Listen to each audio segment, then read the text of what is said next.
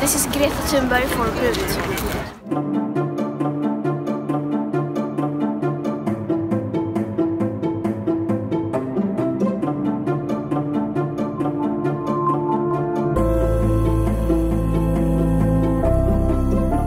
You say you love your children above all else, and yet you are stealing their future.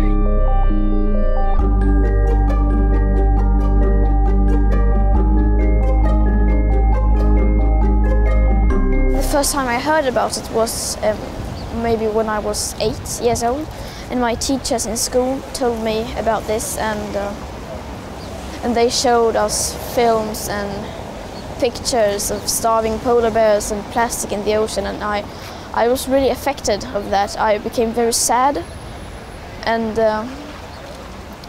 I thought it was very strange.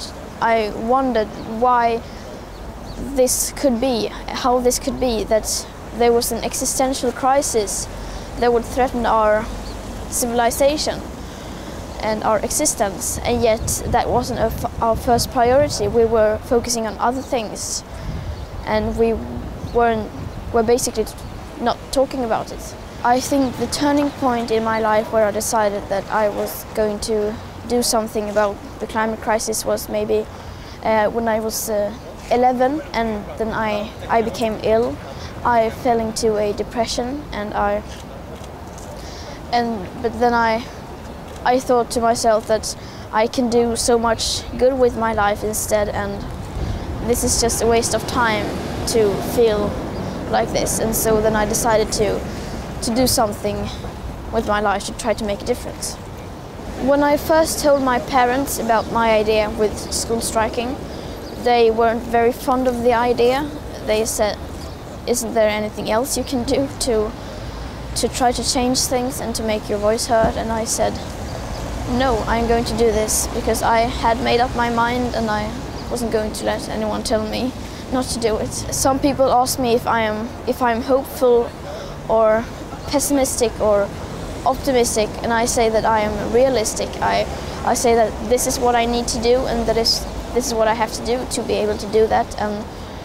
And so then I just decide to do that, because once I decide to do something, I do it and I complete it. I have said that I will stand here outside the Swedish Parliament every Friday until Sweden is in line with the Paris Agreement, and when everyone starts realizing that we are facing an existential crisis. My message to young people is that we need to realize what the older generations have done to us and keep doing in this very moment, and will not stop until something happens. And we need to hold them accountable for this mess they have created, and we need to make our voices heard and get angry, and then transform that anger into action.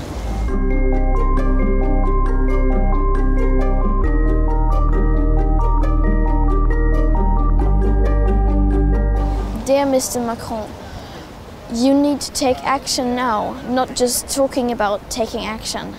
Because if you keep on going like this, business as usual, you are going to fail. And if you fail, you are going to be seen as one of the worst villains in human history.